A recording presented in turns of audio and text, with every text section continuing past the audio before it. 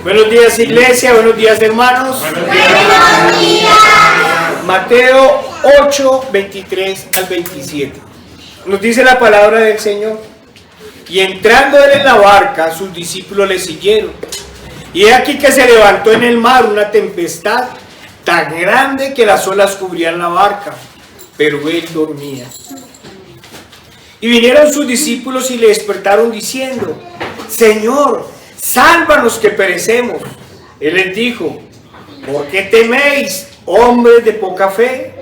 Entonces, levantándose, reprendió a los vientos y al mar, y se hizo grande bonanza. Y los hombres se maravillaron diciendo: ¿qué hombre es este que aún los vientos y el mar le obedecen? Amén. Señor Padre Santo, nuestro Dios Todopoderoso y amado, una vez más, Señor, ponemos estos momentos en tus manos, que seas tú guiándonos, Señor, usándonos para tu gloria, Señor. Danos cada día más entendimiento y ayúdanos a vivir en tu palabra. Amén. Ponemos en tus manos esta prédica en el poderoso nombre de nuestro Señor Jesucristo. Amén. Hermanos, el sermón se titula: ¿qué hombre es este que aún los vientos y el mar le obedecen? Hermanos y amigos, hoy vamos a hablar de quién es ese hombre que aún los vientos y el mar le obedecen. Y luego hablaremos en una segunda prédica de sus discípulos, que luego de ver tantas cosas prodigiosas, no comprendían claramente quién era su maestro. Pero siempre recurrían a él para la protección y el auxilio. Por ejemplo, en este momento de peligro, lo despiertan desesperadamente y le dicen: Señor, sálvanos que perecemos. Pero cuando el Señor se levanta y hace gran bonanza, entonces se maravillan y dicen: ¿qué hombre es este que aún los vientos y el mar le obedecen?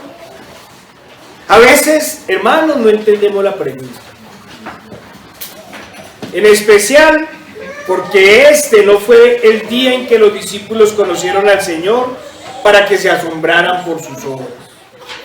Ya habían visto su sabiduría y habían escuchado gran parte de sus enseñanzas, a las que Mateo se refiere como el Sermón del Monte. Ya habían visto varios de sus milagros y, como se decía, recurren a su ayuda en el momento de dificultad. Hermanos, no lo despertaron para decirle: Señor, vamos a naufragar. Señor, esto está muy terrible, no hay nada que hacer. No, sino lo despiertan para decirle: Señor, sálvanos que perecemos. Pero cuando él actúa milagrosamente, luego se preguntan: ¿qué hombre es este que aún los vientos y el mar le obedecen? Hermanos, ¿acaso quién otro puede dominar los vientos y el mar? ¿Quién más puede dominar el viento y el mar?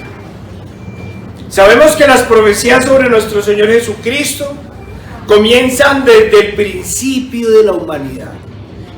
Desde el mismo momento de la caída, Dios promete un Salvador que aplastará la cabeza de quien hizo caer al hombre y a la mujer, a Satanás. El Rey de Reyes y Señor de Señores humillará y vencerá al príncipe de este siglo, a quien además encarcelará primero por 1000 años y luego lo enviará al lago que arde con fuego y azufre. Jehová el Señor también promete un profeta por medio de Moisés en medio del desierto. Moisés les dice: profeta en medio de ti, de tus hermanos como yo, te levantará Jehová tu Dios. A él oiréis. Hermanos, ¿acaso el Señor estaba prometiendo un profeta más? Porque muchos grandes profetas vimos en el Antiguo Testamento, así como en el Nuevo Testamento, comenzando con Juan. de quien el Señor dijo: profeta más grande nacido de mujer. Este era el profeta más grande. ¿Acaso nos estaba prometiendo un profeta como Juan el Bautista, como Jonás? ¿O acaso el Señor les estaba prometiendo un sabio como Salomón? Nos dice la palabra del Señor. Vayamos a Mateo 12, 41 y 42.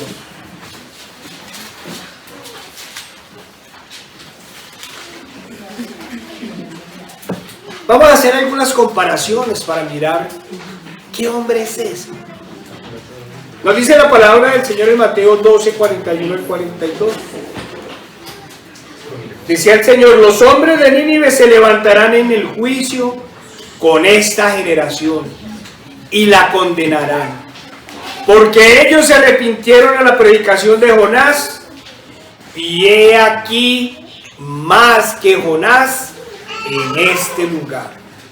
La reina del sur se levantará en el juicio con esta generación y la condenará, porque ella vino de los fines de la tierra para oír la sabiduría de Salomón, y he aquí más que Salomón en este lugar. No, hermanos, el Señor no era un profeta más, ni un hombre sabio más. Perdonen la redundancia, era mucho más que todo esto. Él mismo lo dijo: y he aquí más que Jonás en este lugar, y he aquí más que Salomón en este lugar. Hermanos, como es apenas lógico, no voy a repasar las más de 300 profecías cumplidas en Jesús. Solo voy a referirme a dos, que permitan comprender a los incrédulos y a los falsos creyentes quién es ese hombre que hasta el mar y los vientos le obedecen. Todo indica que unos y los otros no lo saben. Aún hoy no lo saben, no lo comprenden, no lo entienden. De lo contrario, los incrédulos caerían de rodillas clamando perdón por su incredulidad. Y los segundos clamarían enormemente, porque a pesar de que se dicen creyentes, no lo han conocido. De lo contrario, no blasfemarían su nombre, llevando una vida en tibieza o en completo pecado. Hermanos, pasemos un momento al Nuevo Testamento. Vayamos a Mateo 1, 18 al 23. Comencemos por el nacimiento del Señor.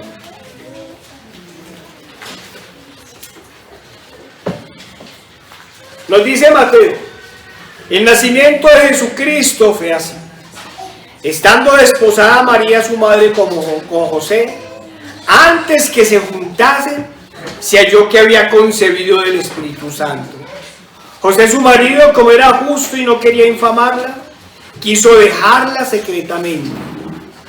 Y pensando él en esto, he aquí el ángel del Señor se le apareció en sueños y le dijo: José, hijo de David, no temas recibir a María tu mujer, porque lo que en ella es engendrado del Espíritu Santo es.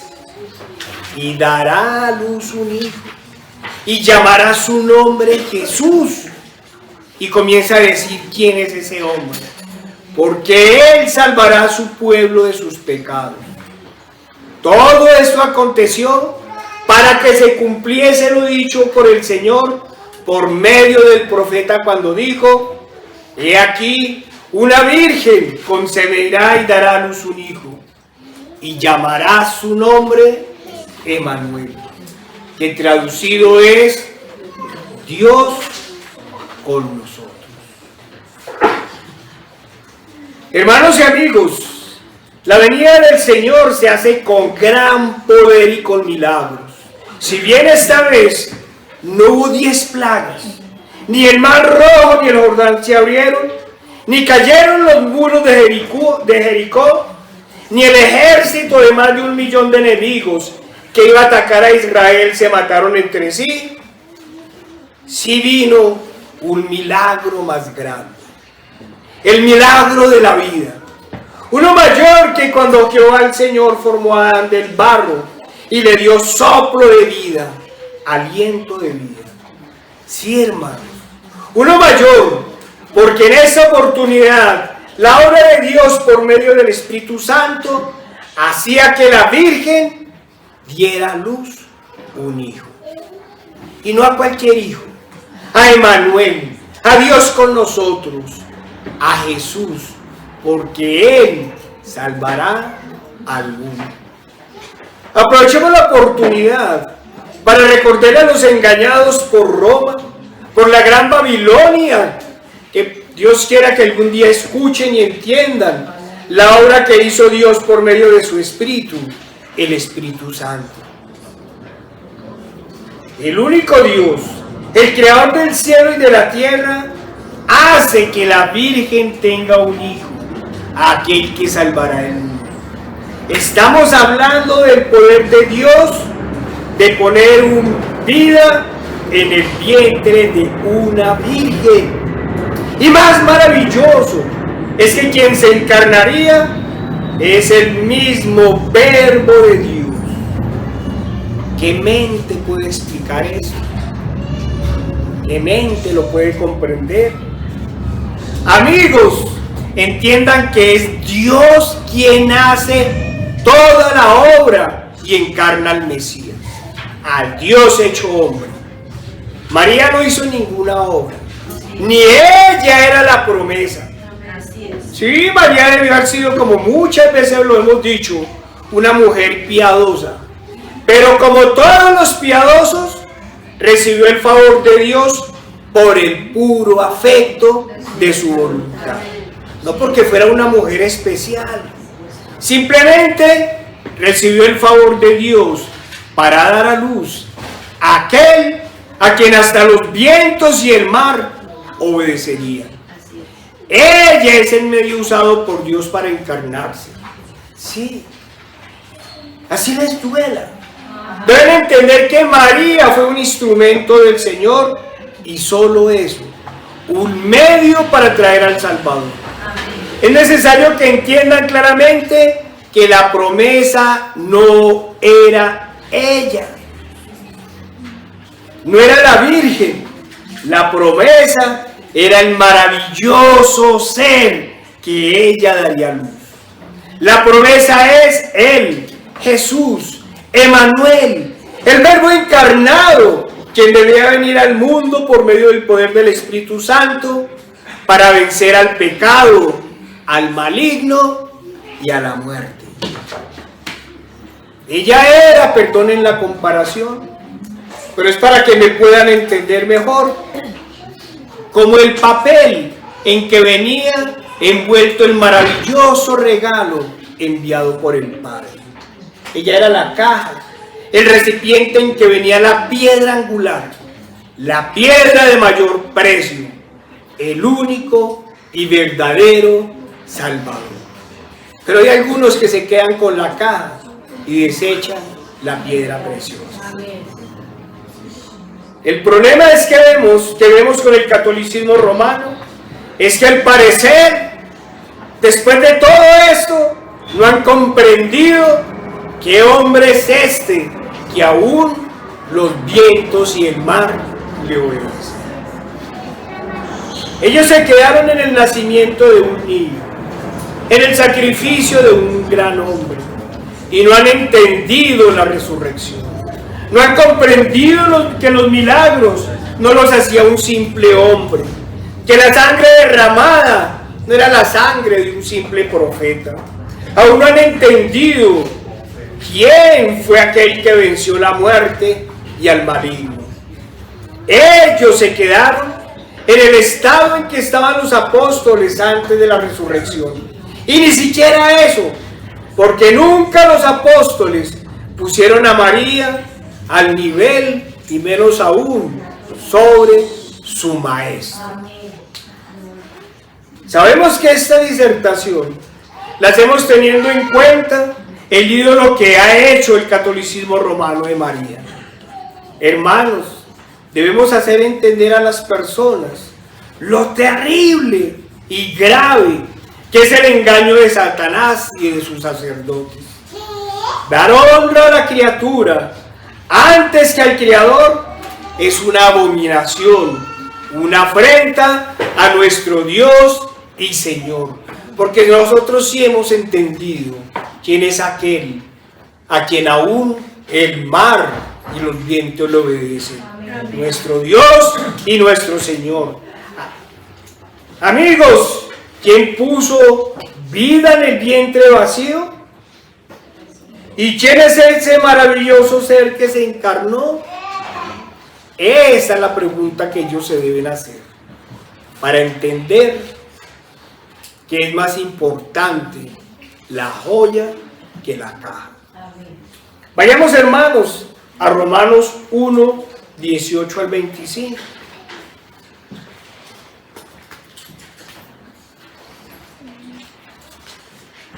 Lástima que Roma no entiende estas citas. Nos dice la palabra del Señor: porque la ira de Dios se revela desde el cielo contra toda impiedad e injusticia de los hombres que detienen con injusticia la verdad. Porque lo que de Dios se conoce les manifiesto, porque Dios se lo manifestó. Oigamos, ¿quién es el que nos habla? ¿Quién es el que nos hace entender? Dios se lo manifestó. Porque las cosas invisibles de Él, su eterno poder y deidad, se hacen claramente visibles desde la creación del mundo, siendo entendidas por medio de las cosas hechas, de modo que nadie tiene excusa. Claro, sabemos que esto también aplica para los incrédulos. Pues habiendo conocido a Dios, no le glorificaron como a Dios, ni le dieron gracia, sino que se envanecieron en sus razonamientos y su necio corazón fue entenebrecido. Profesando ser sabios, se hicieron necios y cambiaron la gloria del Dios incorruptible en semejanza de hombre corruptible, de aves, de cuadrúpedos y de reptiles. Por lo cual también Dios los entregó a la inmundicia en las concupiscencias de sus corazones, de modo que deshonraron entre sí sus propios cuerpos, ya que cambiaron la verdad de Dios por la mentira, honrando y dando culto a las criaturas antes que al Creador, el cual es bendito por los siglos de los siglos. Amén. Amigos, la Escritura es clara. Para Cristo y solo para Él, todo el poder, el honor y la gloria. Sería muy interesante que algunos católicos pudieran escuchar estas palabras para que realmente comprendieran qué hombre es este que aún los vientos y el mar le obedecen. Sigamos con la historia de nuestro Señor. Vayamos a Lucas 2:41 al 51.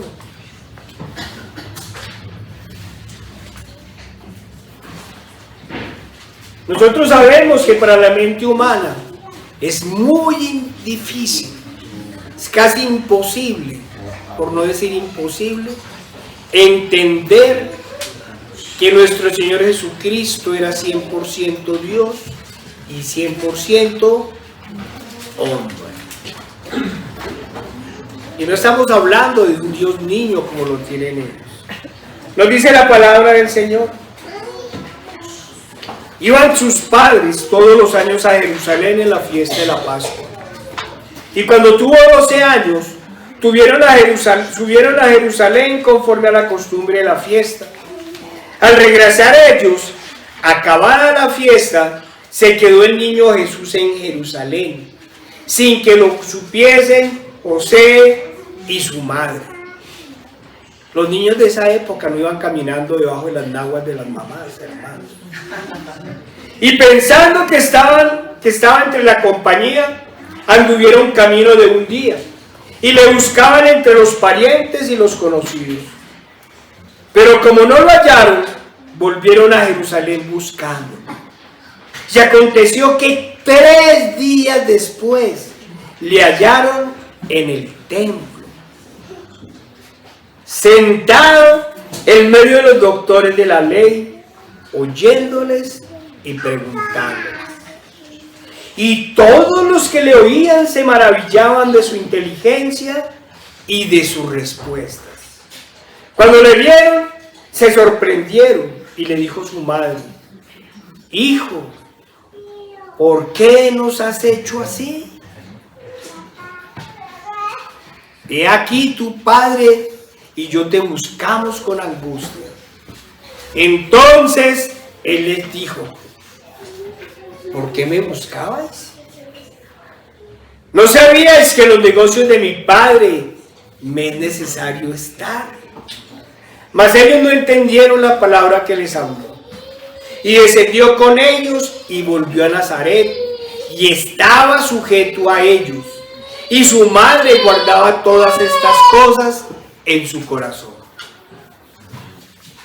Muchos se han preguntado sobre la infancia de nuestro Señor y sobre su juventud. Nosotros aquí hemos hablado de eso. ¿Cómo no lo hemos imaginado? Lamentablemente al respecto se han escrito cantidad de presuposiciones y de mentiras. Lo primero que debemos tener, hermanos, claro para esta y para muchas situaciones de la Escritura es que lo que no esté en la Biblia sencillamente no está. Y todo lo que se diga son simples invenciones humanas. Para el caso de la infancia y la juventud del Señor, algunos engañadores se han inventado que el Señor viajó a la India a aprender. ¿A aprender? ¿A aprender qué? Preguntaríamos nosotros. ¿Acaso el Señor necesitaba aprender filosofías humanas? Regresemos a la cita. Y aconteció que 3 días después le hallaron en el templo, sentado en medio de los doctores de la ley. Llevaba 3 días hablando con los doctores de la ley, oyéndoles y preguntándoles. Y todos los que le oían se maravillaban de su inteligencia y de sus respuestas. No hay espacio para las mentiras. Aquel que a sus tempranos 12 años se sentó a hablar en medio de los doctores de la ley, a quien dejó maravillados, no necesitaba de filosofías de hombres. Sí, hermanos, sus afirmaciones, así como sus respuestas, eran claras y contundentes, tanto para los doctores de la ley como para sus padres. ¿Por qué me buscabais? ¿No sabíais que en los negocios de mi padre me es necesario estar? Este era Jesús mío, sabio e inteligente, y debía hacerlo muchísimo para que los doctores de la ley se sentaran a hablar con él y a escuchar sus preguntas. ¿Qué podemos decir de sus años de juventud? Si bien la Escritura nos extiende, nos dice lo fundamental. Y descendió con ellos y volvió a Nazaret. Y estaba sujeto a ellos. Y Jesús crecía en sabiduría y en estatura y en gracia para con Dios y para con los hombres. Hermano, lo primero que nos dice la Escritura es que el Señor permaneció con sus padres. Y como hijo obediente, como buen hijo, estaba sujeto a ellos. Niños, si Jesús, siendo Dios mismo, el Verbo encarnado, estaba sujeto a sus padres en esos momentos, ¿cuánto más lo deben estar los jóvenes y los niños? De la juventud del Señor las Escrituras nos dice claramente, y Jesús crecía en sabiduría y en estatura y en gracia para con Dios y para con los hombres. Como vemos, la Escritura nos dice tácitamente que el Señor permaneció en su casa creciendo, volvámoslo a repetir, en estatura, sabiduría y gracia. No nos dice más. Pero debemos volver a los inventores de falacias para aclararles de dónde sacó la sabiduría el Señor. Para eso hagamos algunas preguntas. ¿A qué universidad fue Salomón? ¿Acaso fue a la India? ¿A dónde fue Pablo a estudiar luego de su conversión? ¿Fue a los filósofos griegos? Ahorita lo vamos a ver. Vayamos a Salomón. Primera de Reyes 3, 3 al 12.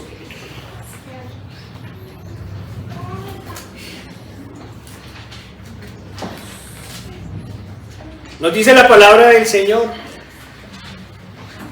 Primera de Reyes 3, 3 al 12. Mas Salomón amó a Jehová, andando en los estatutos de su padre David.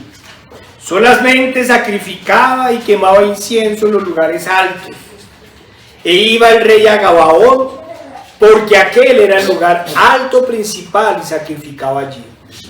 1000 holocaustos sacrificaba Salomón sobre el altar.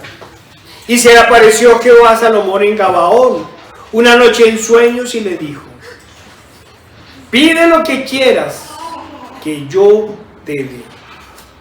Y Salomón dijo: tú hiciste gran misericordia a tu siervo David mi padre, porque él anduvo delante de ti en verdad, en justicia y con rectitud para contigo. Cuando uno lee estas palabras, uno se pregunta, hermanos,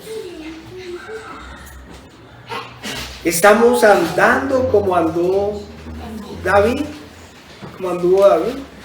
En verdad, en justicia y con rectitud de corazón para con Dios. Y sigue diciendo: y tú le has reservado esta tu gran misericordia, que le diste hijo que se sentase en su trono, como sucede en este día.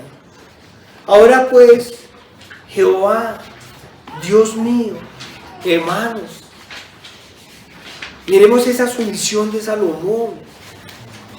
No estaba decretando, ni estableciendo, ni reclamando, como dicen los falsos maestros. Ahora pues, Jehová Dios mío, tú me has puesto a mí, tu siervo, por rey en lugar de David mi padre. Y yo soy joven, y no sé cómo entrar ni salir. Y tu siervo está en medio de tu pueblo, al cual tú escogiste, un pueblo grande que no se puede contar ni numerar por su multitud. Da pues a tu siervo corazón entendido para juzgar a tu pueblo y para discernir entre lo bueno y lo malo, porque ¿quién podrá gobernar tu pueblo tan grande? Y agradó delante del Señor que Salomón pidiese esto. Y le dijo Dios: porque me has demandado esto, y no pediste para ti muchos días, ni pediste para ti riquezas, ni pediste la vida de tus enemigos, sino que demandaste para ti inteligencia, para oír juicio. He aquí, lo he hecho conforme a tus palabras.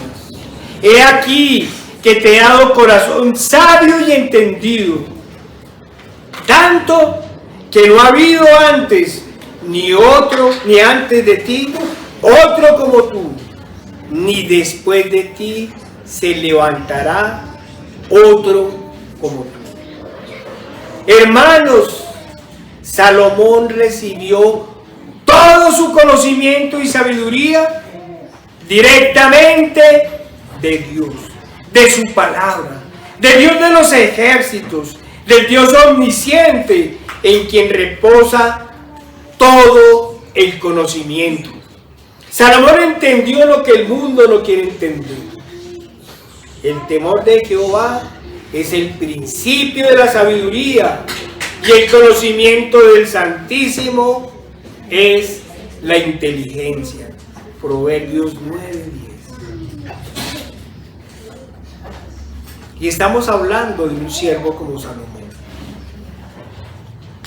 Diría el Señor a la India.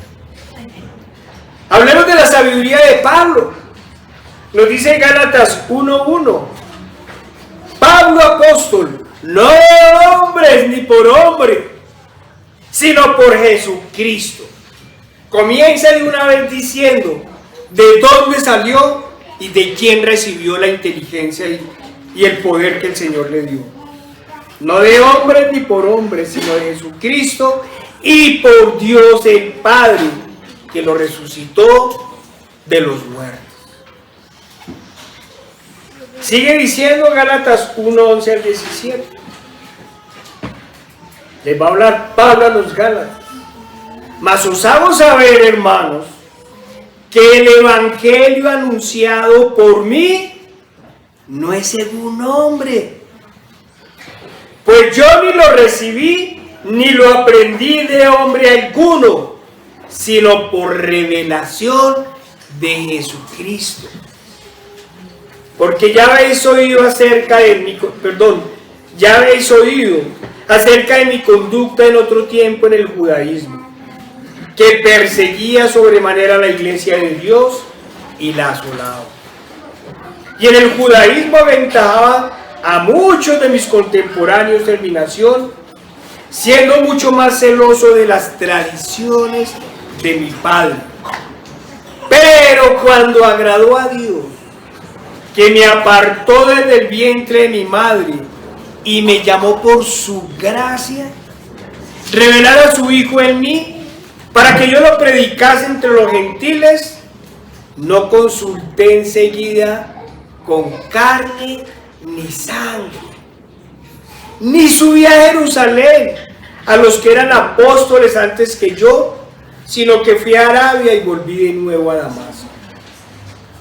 Hermanos, Pablo tampoco recibió el evangelio con sabiduría y entendimiento de hombres, sino del Señor mismo, de nuestro Cristo, de nuestro Salvador, Dios y Señor. Pablo no fue al liceo, al origen de los colegios allá en la Grecia. Y cuando fue al Areópago, no fue a aprender de los filósofos, fue a disputar, fue a enseñarles cuál es verdaderamente el principio de la sabiduría. Y entonces, ¿qué podemos decir de la sabiduría de aquel a quien aún el mar y los vientos le obedecen?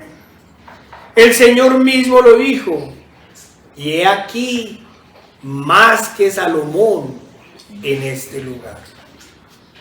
Una y otra vez, el Señor les dijo a los fariseos y a los escribas: no hablo por mi cuenta. El Padre que me envió me dio mandamiento de lo que he de decir y de lo que he de hablar.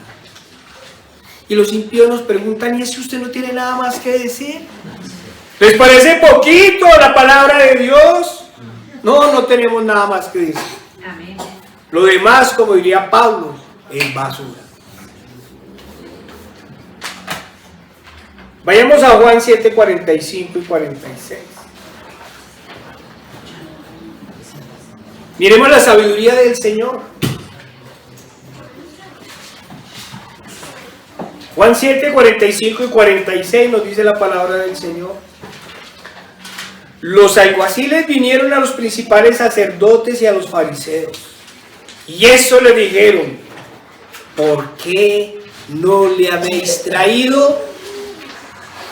Los alguaciles respondieron: jamás hombre alguno ha hablado como este hombre. Jamás hombre alguno ha hablado así. Nos dice Mateo 7, 28 y 29.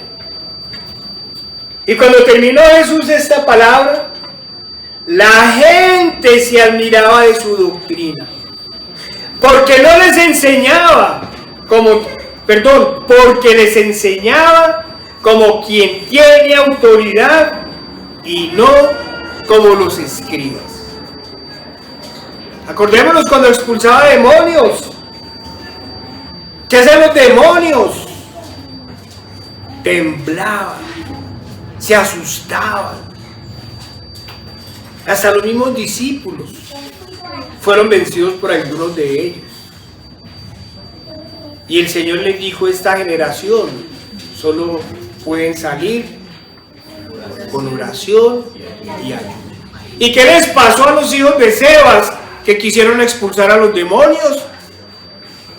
Todos sabemos, salieron golpeados y desnudos, con las ropas rasgadas.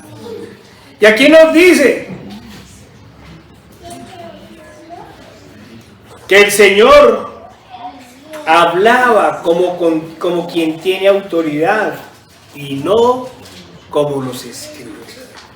Hermanos y amigos, aquel que desde los 12 años hablaba con sabiduría no adquirió conocimiento de hombre alguno.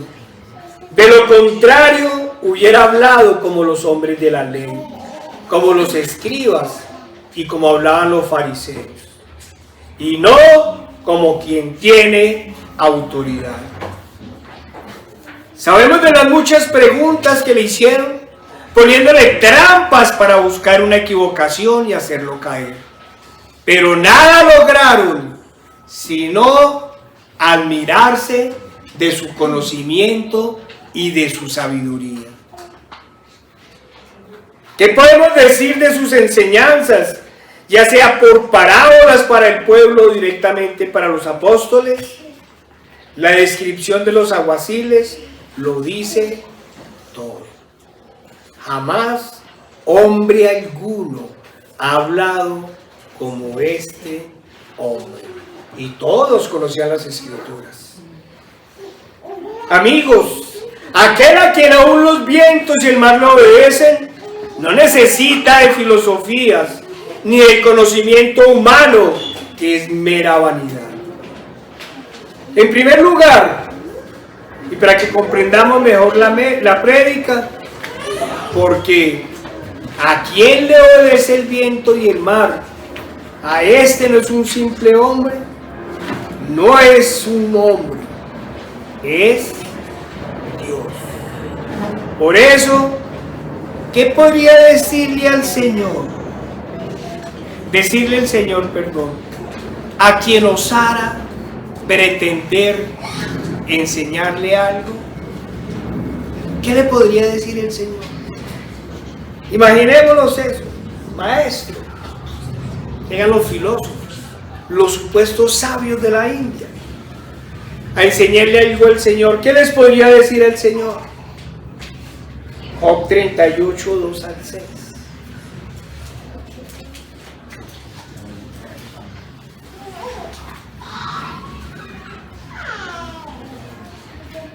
Le diría al Señor: ¿quién es ese que oscurece el consejo con palabras sin sabiduría?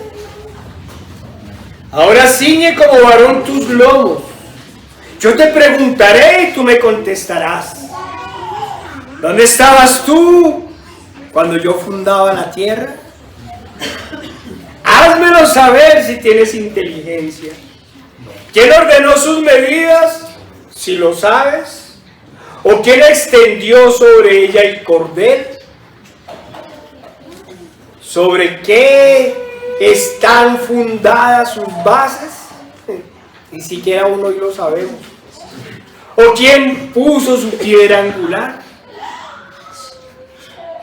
¿Qué hombre es este que aún los vientos y el mar le obedecen? Hermanos, sabemos que los apóstoles escuchaban con sus mismos oídos las enseñanzas y por ende la sabiduría del Señor. Yo quiero que me entiendan ese paralelo que he querido hacer. Eran testigos de las disputas con los fariseos, con los saduceos y los escribas. habían visto el poder del Señor al sanar enfermos y expulsar demonios. Pero aún se maravillaban y se preguntaban, ¿qué hombre es este que aún los vientos y el mar le obedecen? ¿Qué pasaba con ellos? ¿No habían visto sus milagros? Miremos algunos. Vayamos a Mateo 9, 27 al 32. Dice la palabra del Señor: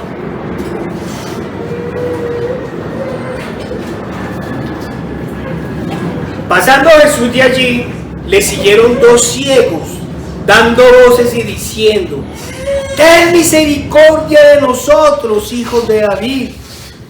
Y llegó a la casa, y vinieron a él los ciegos, y Jesús les dijo: ¿creéis que puedo hacer esto? Ellos dijeron: sí, Señor.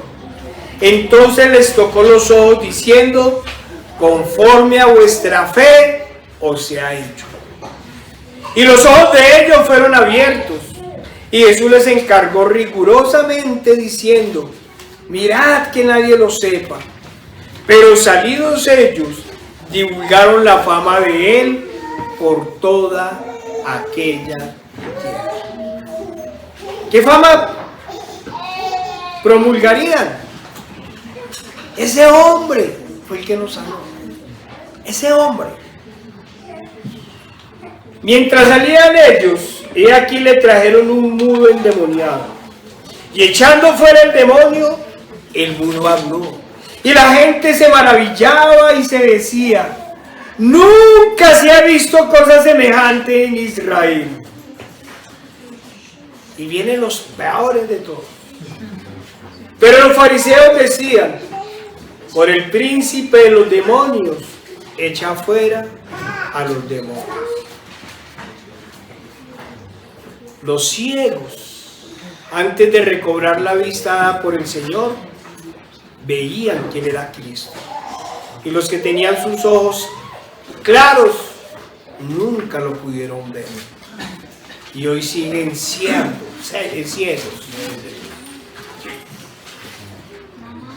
Pasemos a Juan 8:38. Jesús, profundamente conmovido otra vez, vino al sepulcro. Era una cueva y tenía una piedra puesta encima. Dijo Jesús: quitad la piedra. Marta, la hermana del que había muerto, le dijo: Señor, hiede, porque ya es de 4 días. Jesús le dijo: ¿no te he dicho que si crees verás la gloria de Dios? Entonces quitaron la piedra de donde había sido puesto el muerto, y Jesús, alzando los ojos a lo alto, dijo: Padre, gracias te doy por haberme oído. Yo sabías que siempre me oyes, pero lo dije por causa de la multitud que está alrededor, para que crean que tú me has enviado. Y habiendo dicho esto, clamó a gran voz: Lázaro, ven fuera. Y el que había muerto salió, atadas las manos y los pies con vendas, y el rostro envuelto en un sudario. Jesús le dijo: desatadle y dejadle ir. Hermanos, cuántas cosas habían visto los discípulos del Señor. Incluso Marta, la hermana de Lázaro, parecía tener muchas cosas claras frente a nuestro Señor Jesucristo, pero se aterraba cuando iban a abrir el sepulcro. Nos dice Juan 11, 21 al 27. Y Marta dijo a Jesús: Señor, si hubieras estado aquí, mi hermano no habría muerto. Mas también sé ahora que todo lo que pidas a Dios, Dios te lo dará. Jesús le dijo: tu hermano resucitará. Marta le dijo: yo sé que resucitará en la resurrección, en el día postrero. Le dijo Jesús, yo soy. Acordémonos de esas dos palabras. Yo soy. Yo soy la resurrección y la vida. El que cree en mí, aunque esté muerto, vivirá. Y todo aquel que vive y cree en mí, no morirá eternamente. ¿Crees esto? Le dijo. Sí, Señor. Y mire la respuesta de María. Yo he creído que tú eres el Cristo, el Hijo de Dios, que has venido al mundo. Hermanos, el Señor claramente le dijo a María quién era Él. A Marta, yo soy la resurrección y la vida. El que cree en mí, aunque esté muerto, vivirá. Y ella, iluminada por el Espíritu Santo, afirmó desde lo más profundo del corazón: sí, Señor, yo he creído que tú eres el Cristo, el Hijo de Dios, que has venido al mundo. Marta lo dijo antes que Pedro. Llena de sabiduría por el Espíritu Santo, confiesa, volvamos a repetir, tú eres el Cristo, el Hijo de Dios. Pero como los apóstoles, se asombra y muy seguramente con gran temor dice, cuando el Señor ordena quitar la piedra: Señor, hiere, porque es de 4 días. Así como los apóstoles, después de ver la sabiduría y el poder del Señor, preguntan: ¿quién es este que hasta los vientos y el mar obedece? María teme quitar la piedra. ¿Acaso qué podría hacer el maestro? ¿Qué podría hacer un hombre frente a la muerte? Pedro, al igual que María, lleno del Espíritu Santo, dijo: tú eres el Cristo, el Hijo de Dios viviente. Hermanos, sobre esta roca está fundada la iglesia de Cristo. Sobre el Cristo, sobre el Hijo del Dios viviente. Pero la iglesia católica está fundada sobre Pedro. Vayamos entendiendo las cosas. Le dijo: Pedro, tú eres el Cristo, el Hijo del Dios viviente. Pero luego, cuando el Señor le dice que es necesario que padezca en manos de los ancianos, de los sacerdotes y los escribas, que sea muerto y al tercer día resucite, llama al Señor aparte y le dice: ten compasión de ti, nada de esto te acontezca. Hermanos, ¿acaso Pedro no conocía la Escritura? ¿Acaso no había leído que era necesario que el Cristo padeciese y fuera muerto en la cruz? Pero Pedro y los apóstoles no entendían lo que significaban las palabras del Señor cuando les decía: es necesario que padezca en manos de los ancianos, los sacerdotes, los escribas, que sea muerto y al tercer día resucite. Muy posiblemente ellos se centraban en el hombre muerto, pero no entendían qué significaba que al tercer día resucitaría. Vamos a ir a Lucas 8:46 para seguir entendiendo quién era el Señor. Esta cita la hemos usado muchas veces para hablar sobre la fe, pero hoy vamos a hablar sobre el Señor. Pero Jesús dijo: alguien me ha tocado, porque yo he conocido que ha salido poder de mí. Ya hemos hablado de eso, pero cada vez que yo pienso en esta cita, uno se imagina al Señor rodeado de cuánta gente. y todos lo tocaban, pero el Señor dice, he sentido que ha salido poder de mí. Hermanos, meditemos en todo lo que hemos escuchado. Los apóstoles y Marta conocían la Escritura. Eran testigos directos de la sabiduría del Señor, del poder del Señor. Imaginémonos tan solo la mujer con el flujo. Tan solo tocó las ropas del Señor y salió poder de él. ¿De quién puede salir tanto poder para que con solo tocar sus ropas quedemos sanos? ¿Cuántas cosas maravillosas habían visto los discípulos? Y aún preguntaron, ¿qué hombre es este? Que aún los vientos y el mar le obedecen. ¿Y qué podemos decir de Judas? Que no solo hizo la pregunta, sino que además lo traicionó. Pero ese sabemos que no fue un pecado que sucedió de un momento a otro. Fue una situación planeada. Judas fue hasta donde los sacerdotes, negoció su traición, luego asistió a la última cena, salió de allí, se encontró con la turba que iba a detener al Señor, fue hasta donde estaba el Señor y sus discípulos, y con un beso lo entregó como el peor de los traidores. Pero cuando sabe que lo entregó a muerte, sintió remordimiento y dice que ha entregado a un justo. Solo vio eso. Solo vio un justo. Él no veía nada más. Hermanos, hemos hablado de esto muchas veces.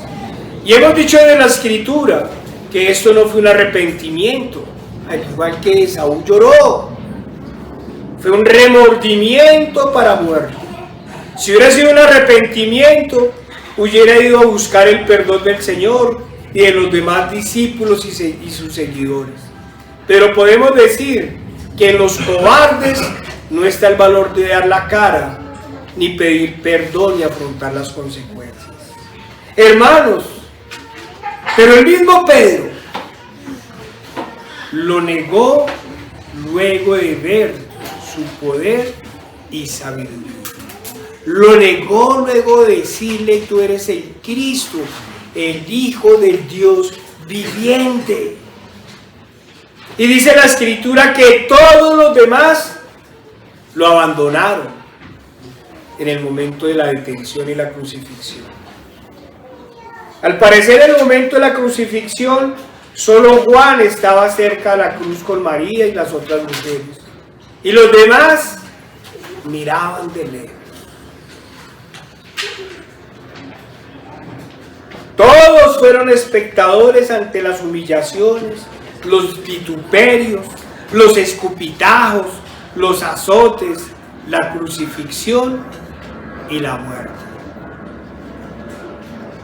En ese momento ninguno preguntó, ¿qué hombre es este que aún los vientos y el mar le obedecen? El miedo, la tristeza y el dolor dominó sus corazones. Si bien la Escritura nos dice que todos se refugiaron en el mismo lugar, no nos dice qué sucedió en esas noches. Sin lugar a duda, debieron haber sido las noches más largas y tristes en la vida de los apóstoles y los demás discípulos del Señor. Solo sabremos que José de Arimatea, venciendo el temor y el miedo a los judíos y al mismo gobernador romano, reclamó el cuerpo del Señor y, cumpliendo la Escritura, lo sepultó entre los ricos. Pero él sepultó el cuerpo de un hombre. Hermanos, la Escritura no nos dice nada del día siguiente. Solo nos dice que las mujeres en la noche del viernes alistaron las especias, muy posiblemente donadas por Nicodemo, y descansaron el día de reposo como lo ordenaba la Escritura. Todo lo que podamos decir son las suposiciones de hombres. La Escritura solo nos relata lo que sucedió el primer día de la semana. Hermanos, vayamos a Marcos 16, 1 al 11.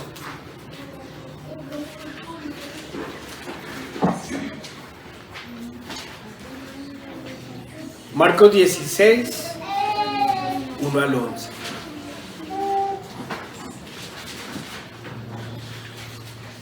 Cuando pasó el día de reposo, María Magdalena, María la madre de Jacobo y Salomé compraron especias aromáticas para ir a ungirlo.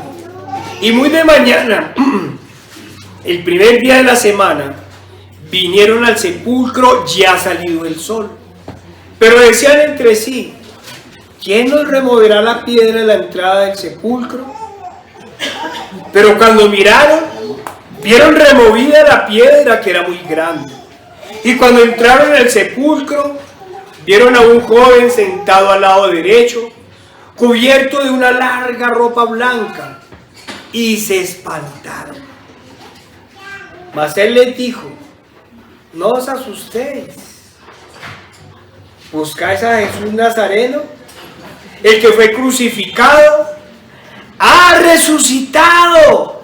No está aquí. Mirad el lugar donde le pusieron. Pero id, decid a sus discípulos y a Pedro que él va delante de vosotros a Galilea. Allí le veréis como os dijo. Y ellas se fueron huyendo del sepulcro, porque les había tomado temblor y espanto. Ni decían nada a nadie, porque tenían miedo. Habiendo pues resucitado Jesús por la mañana, el primer día de la semana, apareció primeramente a María Magdalena, de quien había echado 7 demonios. Yendo ella, lo hizo saber a los que habían estado con él, que estaban tristes y llorando. Ellos, cuando oyeron que vivía y que había sido visto por ella, no lo creyeron. Siempre se quedaron viendo un hombre. No lo creyeron. ¿Y qué podemos decir de Tomás? Que cuando le informaron sobre la resurrección del Señor y que todos los otros días lo habían visto, dijo: si no viera en sus manos la señal de los clavos, y metiere mi dedo en el lugar de los clavos, y metiere mi mano en su costado, no creeré. Pero hermanos, ¿qué dijo el mismo Tomás cuando vio al Señor? Cuando el Señor le dice: mete tu dedo y mete tu mano en mi llaga, en mi costado. ¿Qué dijo Tomás? Dijo: ¿qué hombre es este que aún los vientos y el mar le obedecen? No, dijo: Señor mío y Dios mío. Se le alumbraron los ojos a los apóstoles y entendieron qué hombre es este que aún los vientos y el mar le obedecen. Entendieron y dijeron, ya lo dijeron, ¿qué hombre? Dijeron: Señor mío y Dios mío. Hermano, vayamos sacando conclusiones. Volvamos a decir, claro que los apóstoles conocían la Escritura y sabían lo que ellas decían del Mesías príncipe. Claro que ellos habían visto la sabiduría y el poder del Señor. Habían escuchado sus enseñanzas, como decíamos, los debates contra sus opositores. Habían visto los milagros de sanación, la multiplicación de los panes y los peces, la expulsión de los demonios y las resurrecciones que había hecho. Pero en momentos difíciles apareció la incredulidad y el miedo. ¿Qué podemos decir? Que en su mente humana, en sus racionamientos, En su corazón solo veían un hombre. Aunque con sus labios dijesen que era el Cristo, el Hijo de Dios, no comprendían la magnitud del Señor. Por eso, asombrados preguntaban: ¿qué hombre es este que aún los vientos y el mar le obedecen? A pesar que el Señor mostraba una y otra vez que su reino no era de este mundo, a pesar de declarar: hoy se ha cumplido esta palabra en mí, a pesar de decir: he aquí más que Salomón, más que Jonás en este lugar, lamentablemente todos veían solo un hombre. Sí, un hombre especial, un hombre sabio y poderoso, como lamentablemente algunos hoy lo siguen viendo, pero solo un hombre, aún luego de su arresto, soportando lo que ningún hombre hubiera soportado. Y no estamos diciendo que ningún hombre haya sufrido nunca torturas peores que el Señor. No, sabíamos que hubo gente que fue despellejada viva en esas épocas. Lo que estamos diciendo es que ningún otro hombre hubiera soportado esto para salvar a otros y sin haber cometido falta alguna. Sí, mucha gente sufrió por su pecado, por sus faltas, pero nadie padeció tanto para salvar a otros, y menos aún para salvar a los pecadores como nosotros. En la cruz, lamentablemente, aún no veían un Salvador. Veían un profeta sufriendo. A pesar de soportar el sacrificio en total silencio, sin quejas, ni reniegos, ni amenazas, solo veían un hombre. Aquel que en medio del sufrimiento dijo: mujeres de Jerusalén, no lloréis por mí, sino llorad por vosotras y por vuestros hijos. Pero a pesar de escuchar esas palabras, solo veían a un hombre. A pesar de que en el momento antes de su muerte, al ver a sus angustiadores, clamó al Padre: Padre, perdónalos, no saben lo que hacen. Aún así veían un hombre.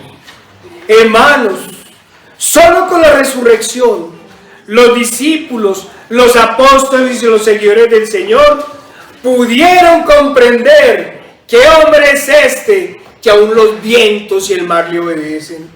Hasta el más incrédulo, hasta Tomás, al ver al Señor resucitado, dijo: Señor mío y Dios mío. Hermanos, preguntémonos, ¿comprendemos plenamente en nuestros corazones y en nuestra mente qué hombre es este que aún los vientos y el mar le obedecen? ¿Comprendemos plenamente la deidad del Señor? ¿Entendemos que Él es el gran y poderoso Dios? ¿Que es el Dios vivo de las Escrituras? ¿Entendemos lo que los discípulos y apóstoles no comprendieron en el momento? Ahora, si en verdad lo hemos entendido, preguntémonos: ¿cuántas veces, luego de nuestra conversión, el Señor nos ha dicho: ¿por qué dudaste, hombre de poca fe? Hermanos, si Juan o cualquiera de los discípulos del Señor hubieran comprendido que el Verbo se hizo carne y habitaba entre ellos, ninguno hubiera preguntado: ¿qué hombre es este que aún los vientos y el mar lo obedecen? Ninguno hubiera dudado del primer momento en darlo todo por el Señor. Hermanos, ¿y nosotros qué excusa tenemos para que hayan dudas en nuestro corazón? Conocemos toda su obra, conocemos sus milagros, su sabiduría, y conocemos su muerte y su resurrección. Pero aún guardamos pecados en nuestro corazón. Aún a veces lo negamos como Pedro, dudamos como Tomás. Esperemos que ninguno lo haya traicionado como Judas. ¿Cuántas veces hemos guardado silencio como perros mudos y no hemos predicado al Cristo muerto y resucitado? ¿Cuántas veces hemos persistido en nuestro pecado? ¿Cuántas veces pasamos por alto las palabras, no solo de quien hasta los vientos y el mar obedecen, sino de quien creó los vientos y el mar? Hermanos, ¿cuántas veces les hemos dicho? El que detiene la vara a su hijo aborrece. Pero parece que algunos aman más el pecado de sus hijos y a sus hijos que a Dios. ¿Qué podemos decir, hermanos, cuando nos dejamos llevar por la ira? ¿Estamos entendiendo quién es aquel que hasta los vientos y el mar le obedecen? ¿Qué podemos decir, hermanos, cuando guardamos odios y resentimientos en nuestro corazón? Y peor aún entre hermanos.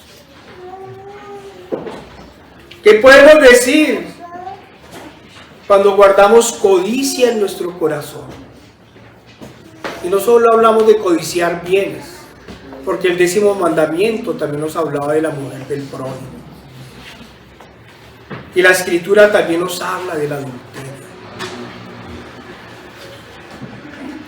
Cuando permitimos que nuestros ojos pequen, ¿entendemos quién es el que se levantó de los muertos?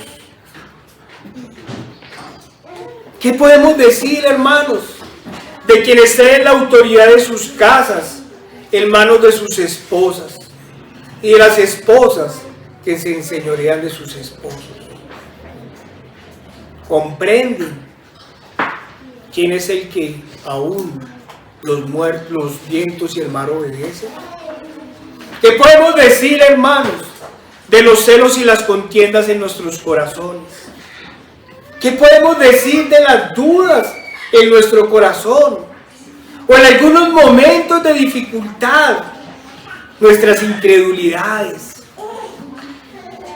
Nosotros lo hemos visto, lo hemos resucitado, lo hemos visto en nuestros corazones y en nuestras vidas.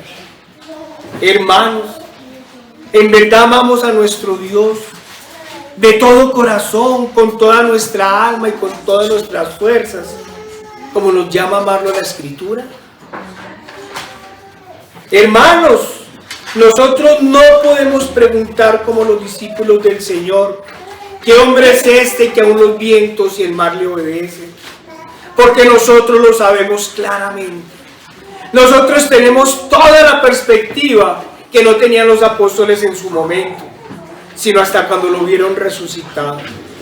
Hermanos, ¿qué excusa tenemos nosotros? Vuelvo a preguntar, ¿para las dudas? ¿Para negarlo en algunos momentos? Hermanos, no hablaría de traición,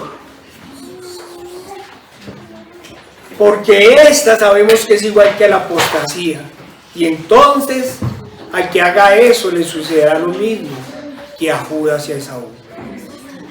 Hermanos, como dice la Escritura, escudriñemos a diario nuestros corazones para saber si estamos en la fe, para saber si entendemos que quien calmó los vientos y el mar es Dios mismo. Hermanos, nosotros tenemos claro que no es un hombre, que en ese momento no era un simple hombre. Sabemos que nuestro Cristo no es solo un gran profeta y un solo gran sumo sacerdote. Sabemos que es el gran profeta y el gran sumo sacerdote. Nosotros sabemos que es Dios, el único y verdadero Dios.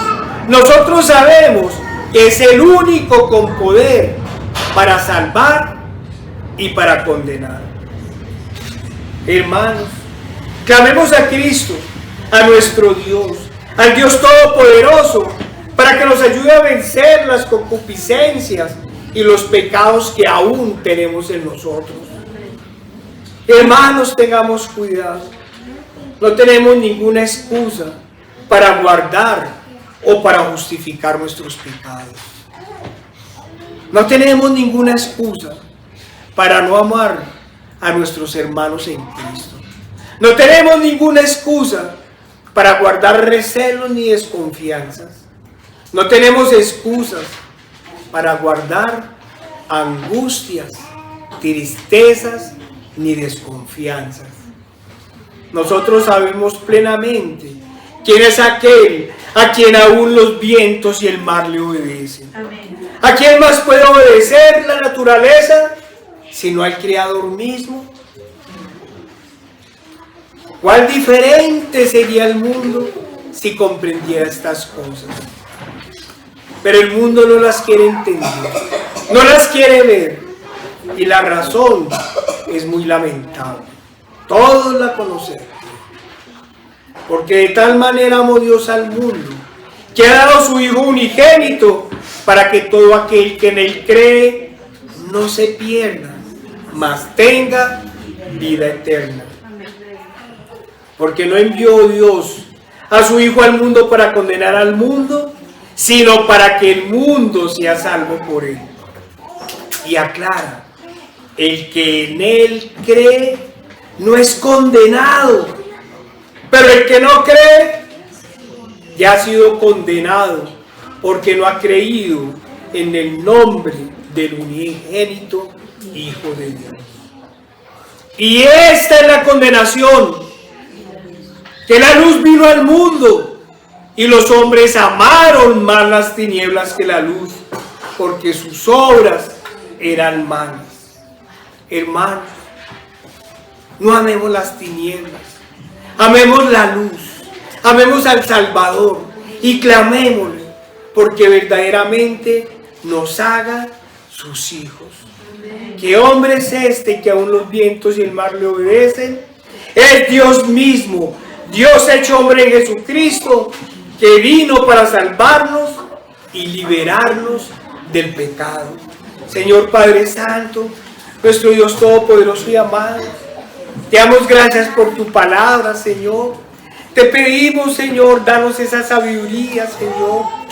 Danos ese conocimiento, que verdaderamente, Señor, te amemos de todo corazón. Oh, Señor, ya nos has transformado, Padre. Ayúdanos, Señor, a vivir en fidelidad, Señor, en obediencia, y que vivamos para ti, solo para ti. Nos ponemos en tus manos, Señor, en el poderoso nombre de nuestro Señor Jesucristo. Amén y amén.